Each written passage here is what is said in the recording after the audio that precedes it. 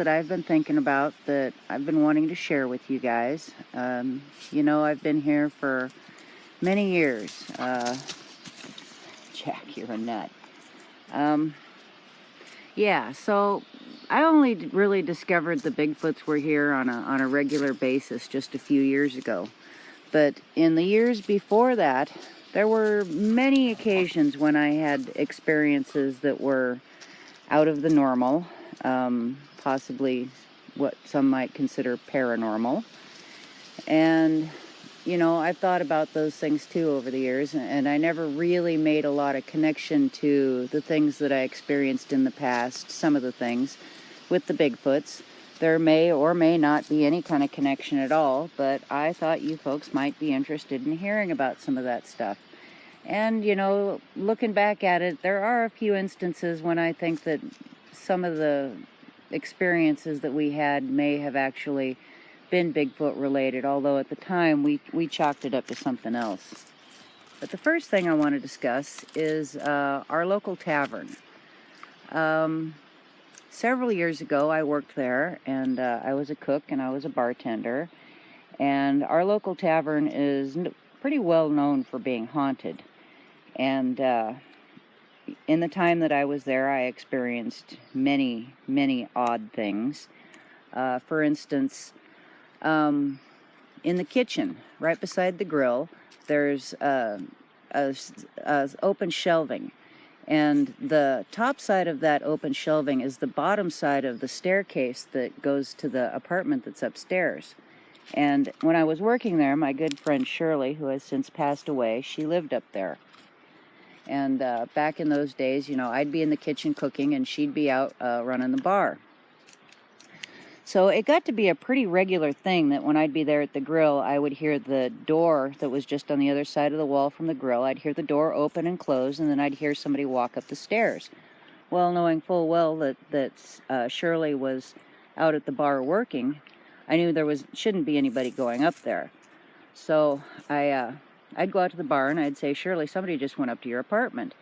And she'd say, okay, it's not outside the realm of possibility that somebody could have found their way in the doorway to the back room that leads to the door up those stairs. So she would go up and she'd check and she'd come back and look at me funny, like, are you crazy? There's nobody up there. And, after the third or fourth time this happened, she stopped going to look, and we just kind of accepted it as, just part of the natural scheme of things in the tavern. There were other things that happened. One of the first nights that I ever closed the tavern by myself, I was there alone, and I was in the kitchen at the sink, and I heard what sounded like two 2x4s being slapped together right behind my head, and I just about jumped out of my skin. And I turned around and I heard somebody say my name. And I immediately thought that, okay, something must have woken Shirley up upstairs. It must be coming from upstairs. So I called her and woke her up. She wasn't aware of anything. She had been sleeping. So, okay, I made the rounds through the tavern. There was nobody in the building. Went back to the sink to finish what I was doing. And as soon as I stepped to the sink, once again, I had this tremendous slap of what sounded like two 2x4s hit together right behind my head. And, that's just for instance of the things that happened. There were other occasions when I would be behind the bar and I would turn around to ring something up at the cash register, and a fraction of a second before my fingers would hit the buttons, the register would start ringing things up all by itself. Let's see, there was there was a time when Shirley and I were both standing in the parking lot beside the building. And it was in the middle of the day, and it's a gravel parking lot, and we were having a discussion.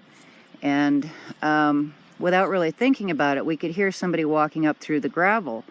And it dawned on us at the same time that we could hear the footsteps through the gravel, and we turned and looked at the same time, and there was nobody there. So that was another thing we chalked up to the Tavern Ghost. So over the years, there were many different instances of odd occurrences, but now I'm going to tell you about my favorites. So back before I had Gabby, I had a dog by the name of Gracie, and she was so smart, she was so beautiful, I loved her so much.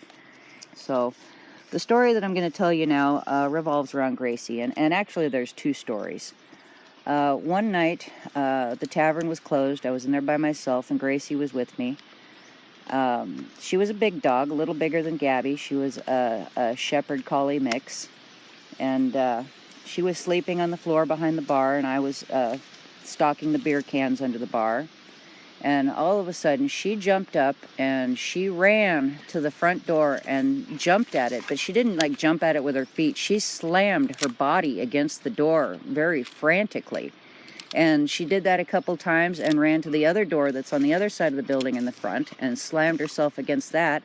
She ran into the back behind the bar where there's a side entrance. She slammed her body against that door, ran to the kitchen, did the same thing to the kitchen door, and then back out front where she just kept making this loop. And she was so distraught, so frantic, throwing herself at the door. And it wasn't as though she was wanting to get out. It was as though she was trying to block the doors, but she couldn't block them all at the same time. So she kept running from one to the other, just throwing herself at the doors. And this went on for several minutes before finally, you know, I had to put a stop to this. I'd never seen her like that before. So, yeah, I just locked up the tavern and we left. And as soon as we left, she was fine.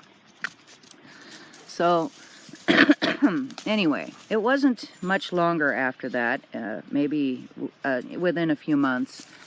I was no longer working at the tavern, but, you know, I'd still go in and hang out with Shirley after the tavern was closed. You know, help her do some of her prep work and cleaning, you know, and watering the plants. Just, you know, things that you do in the middle of the night when nobody's around. And one night, I had come up from town. I had stopped and bought a big bag of Chinese food. And the tavern was closed. And I went to the back door. And Shirley and I went into the kitchen and fixed ourselves up some plates of Chinese food. Well, in the back of the tavern, there's a fireplace with a big cozy chair. And directly beside the chair, right across from it, is where you can look through the open door and into the kitchen area. And right behind the grill, and then directly to the back door out the kitchen, you can look straight out.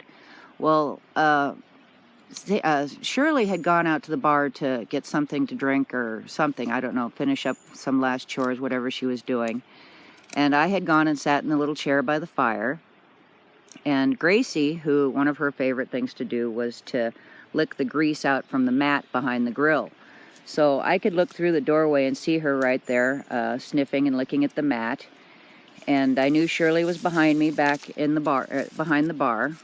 And let me point out real quickly here that Gracie was one of the most intelligent dogs I've ever known. She's, in my book, was smarter than a lot of people.